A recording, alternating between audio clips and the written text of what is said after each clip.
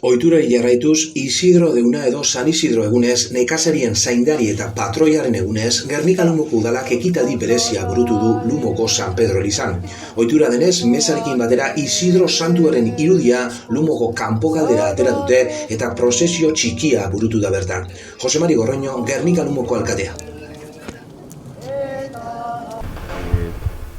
Honek tradizioa mantentzie ondo dago. Zer reginotik aparte, laguntzen deu herritxarran harremanetara.